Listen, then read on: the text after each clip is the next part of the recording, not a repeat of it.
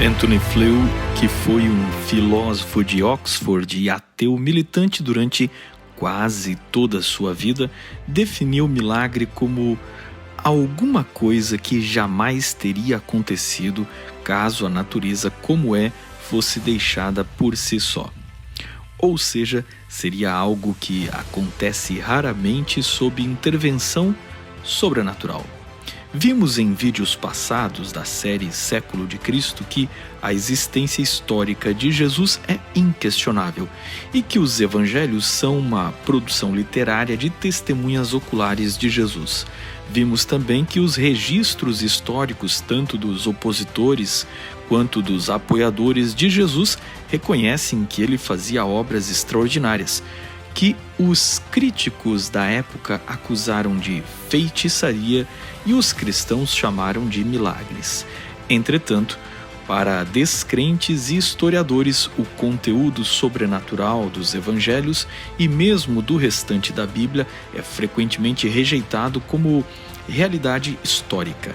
E este é o maior dos motivos pelo qual a Bíblia não é usada por historiadores, apesar de registrar datas, episódios e personalidades historicamente comprovadas.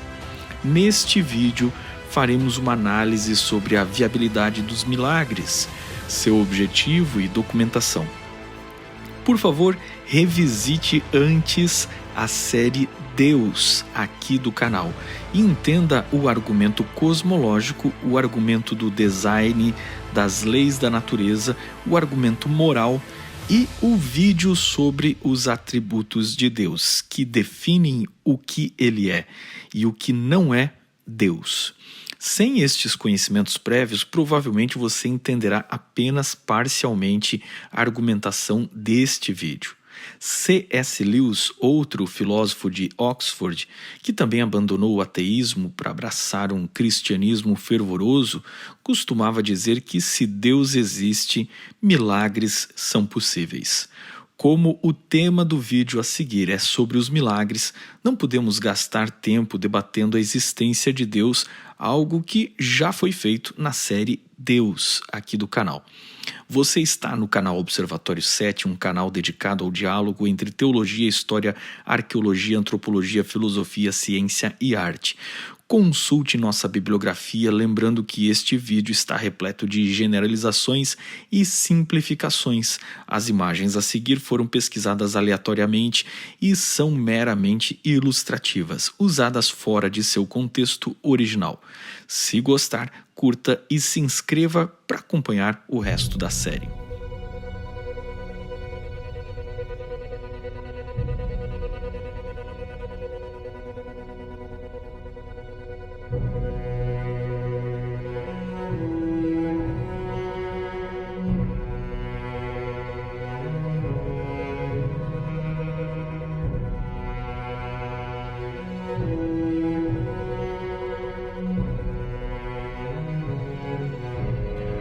O judeu Baruch Spinoza, filósofo e panteísta, popularizou em 1970 o conceito de que as leis naturais são imutáveis e se milagres as violam, logo é impossível ocorrer milagres porque estas leis são imutáveis. O problema deste pensamento é confundir leis naturais com as leis que criamos para determinar nossos comportamentos, ou seja, as leis não são imutáveis. Na verdade, as leis da natureza nem sequer determinam o que deve acontecer, assim como as leis da sociedade humana pretendem determinar. Pelo contrário, as leis naturais são apenas descrições do que acontece regularmente. Assim, a lei da gravidade não determina, mas descreve que os objetos caem ou que são atraídos pela gravidade da Terra. Mas, cada vez que um avião ou foguete sobe, ele contraria o que aconteceria regularmente. A gravidade continua existindo, mas seus construtores encontraram uma maneira de vencer o previsível e escapar da gravidade. Isso foi feito por seres limitados. Imagine então por um ser todo-poderoso com o tipo de poder que criou todas as coisas.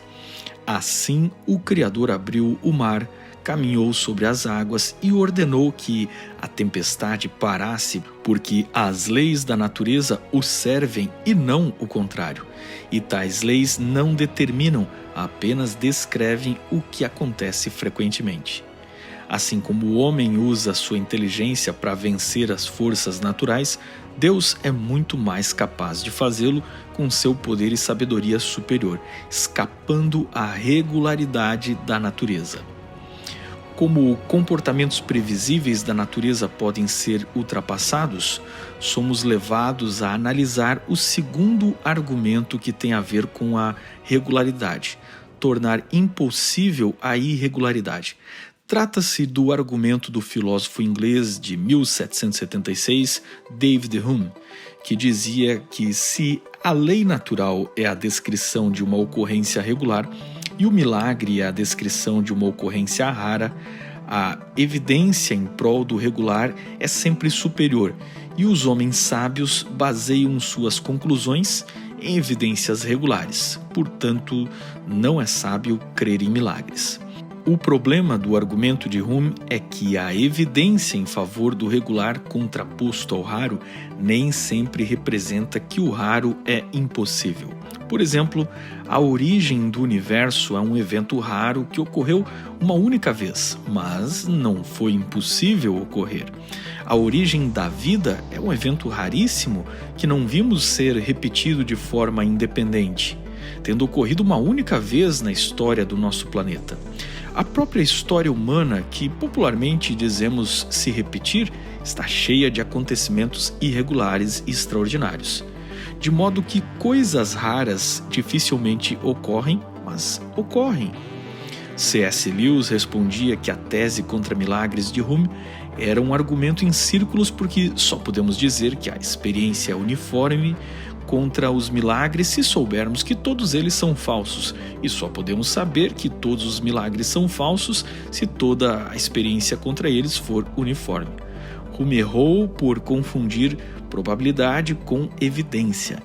Ninguém diz ao apostador da loto: só acredito que você possa ganhar se você demonstrar que tem ganhado regularmente todos os meses nos últimos 10 anos. Não importa quantas vezes ele ou ela tenha ganhado ou perdido no passado, o sorteio atual é um evento único. Da mesma forma, um milagre é um evento único e irregular que independe da regularidade. Desta forma, concluímos que, se Deus existe, ele não está limitado pelas leis da natureza e, independente da regularidade, milagres podem acontecer desde que Deus queira, porque a natureza serve a Deus e não o contrário. Um historiador nunca teria as ferramentas científicas para investigar como as pessoas foram curadas por um judeu que viveu 2000 anos atrás, mas um historiador pode reconhecer que fontes cristãs e opositoras deste curandeiro representam pares opostos que confirmam que um homem fazia feitos extraordinários, embora seus admiradores e críticos discordem sobre que forças ele invocava para realizar tais proezas.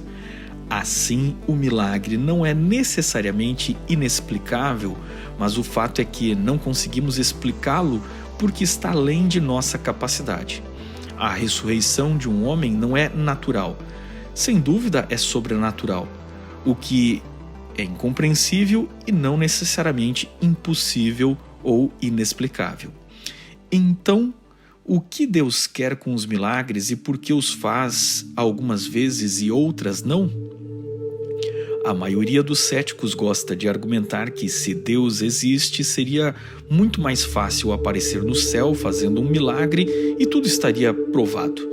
Em todo o mundo, pessoas já relataram ter tido visões, ter visto espíritos, deuses, milagres, sonhos, mas são experiências isoladas, individuais. Há pretensos profetas, videntes e médiuns nas mais diferentes religiões do mundo, mas sempre se trata de experiências isoladas ou individuais de uma ou então no máximo poucas pessoas. No caso do Êxodo, trata-se de um povo inteiro com milhares de pessoas que argumentam terem visto sinais e ouvido Deus numa montanha. Você não engana uma nação inteira. Você não pode mentir usando um povo inteiro para criar uma mentira. Eles viram maravilhas como o mar se abrir e receberam o maná, e uma nação inteira testemunhou sobre isso. Assim, Moisés profetizou a vinda do Messias, dizendo que depois dele se levantaria outro profeta semelhante a ele. Deuteronômio descreve Moisés como um homem mais poderoso em sinais e feitos que já existiu. Ou seja, o Messias, ou o grande profeta anunciado por Moisés, o rei descendente de Judá e Davi, faria os incríveis sinais e milagres como Moisés fez. Moisés controlou a lepra e Jesus curou leprosos. Moisés abriu as águas e Jesus caminhou sobre as águas. Moisés deu o maná e Jesus multiplicou os pães.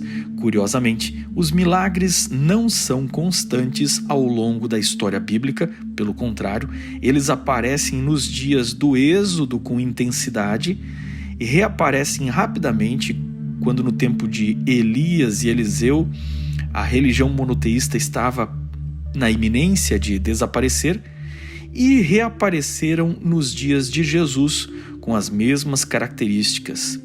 Paulo testemunhou que em seus dias, décadas depois de Jesus, ainda havia mais de 500 testemunhas que viram Jesus ressurreto, pois todos puderam ver este homem, e semelhante à experiência no Monte Sinai, foi um milagre testemunhado coletivamente e comprovado de maneira abrangente por centenas de pessoas, talvez até milhares. Em geral, há cerca de 35 milagres registrados nos evangelhos. 17 são curas físicas feitas por Jesus. 9 são ações extraordinárias sobre a natureza. 6 são exorcismos e 3 são ressurreições.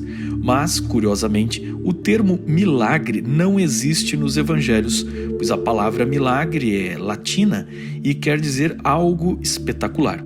O equivalente grego de algo espetacular seria a palavra tauma, que também quer dizer espanto, mas também não é essa a palavra usada nos evangelhos.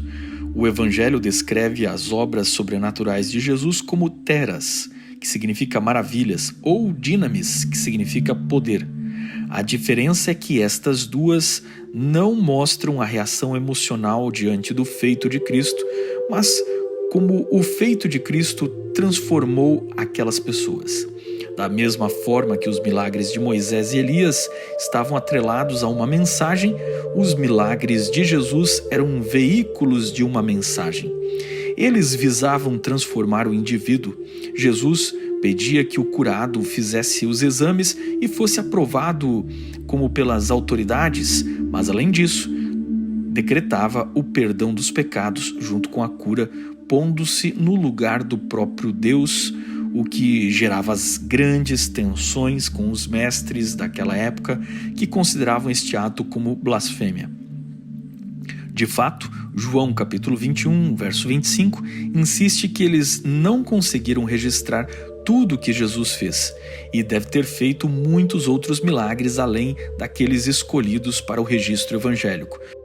Sendo que até inimigos de Jesus nunca negaram seus feitos extraordinários, surgiram diferentes formas ao longo da história para explicar os milagres. A primeira explicação foi de que Jesus era um grande embusteiro. As curas feitas por Jesus não poderiam ser charlatanismo ou ilusionismo, nomes que usamos hoje para o que muitos chamam de magia. Mas, definitivamente, Jesus não agia como um charlatão ou um mágico. Na verdade, ao contrário de um charlatão, Jesus regularmente pedia que as pessoas não contassem a ninguém o que ele tinha feito. Um enganador e ilusionista não faz truques e pede que as pessoas guardem em segredo. Normalmente, ele quer reconhecimento público, ele quer atrair mais pessoas, e não era o caso de Jesus. Sempre existiram os descrentes alegando curas sugestivas. Mas João 4 registra uma cura feita à distância ao filho de um oficial do rei que estava à beira da morte, cujo oficial comprovou que a recuperação se deu na exata hora em que Jesus deu a ordem de cura, salvando alguém que nem mesmo viu Jesus ou sabia que Jesus estava emitindo esta ordem de cura. As curas também eram casos irreversíveis, curados de forma instantânea. Eram curas de problemas congênitos e não meramente placebos ou curas psicossomáticas. Um cego de nascença não pode imaginar que era cego e repentinamente passar a ver.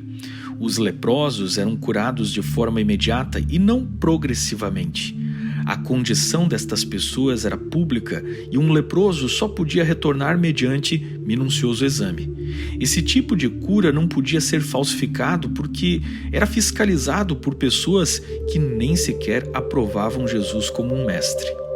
Colin Brown, teólogo sistemático, argumenta que seria muita ingenuidade sobre a capacidade mental da humanidade há 2000 anos julgar que estas pessoas tinham mais facilidade de aceitar milagres do que nós temos hoje em dia. Eles desconfiavam que estivessem sendo iludidos tanto quanto as pessoas modernas. Os evangelhos deixam isso muito claro, o quanto até mesmo os discípulos duvidaram até verem pessoalmente os sinais. Diferente de curandeiros e feiticeiros de seu tempo que pretendiam manipular as forças espirituais, Jesus nunca fez trabalhos espirituais encomendados. Diferente dos curandeiros, Jesus nunca estimulou o uso de amuletos, objetos encantados e relíquias. Quando uma mulher foi curada tocando na orla de seu manto, ele insistiu que foi a fé dela que a curou. Ele atribuía à fé o poder de curar e não aos objetos. Jesus, ao contrário de feiticeiros e curandeiros, nunca recomendou encantamentos e fórmulas mágicas. De fato, além dos mágicos e charlatães, havia nos dias de Cristo uma outra maneira de tentar explicar os milagres e os falsos milagres. Trata-se dos eventos demoníacos, reconhecimento do mal como um ser pessoal apoiado por anjos rebeldes, é plenamente presente nos evangelhos.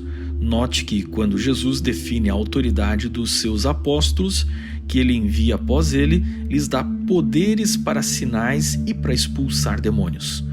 Mas tão pronto quanto a era dos apóstolos e sua missão profética terminou, os milagres escasseiam na história. Na verdade, Jesus profetizou que no final dos tempos viriam muitos em seu nome, fazendo sinais e prodígios e enganando os crentes. E Jesus também ensinou que muitos alegariam que fizeram curas em nome de Jesus. Mas, no juízo final, Jesus os encontraria e negaria que conhece tais pessoas que usaram o nome dele para sinais maravilhosos. No Apocalipse, escrito pelo apóstolo João, uma das habilidades da besta e dos seus apoiadores é fazer sinais e prodígios, como que fazendo o fogo descer do céu, o que é tanto uma referência a uma imitação diabólica do avivamento de Elias, quanto uma referência a um falso Pentecostes proposto pelo anticristo para levar as pessoas a adorar o dragão, a saber, o próprio diabo, disfarçado em seus representantes que se passam por servos de Cristo.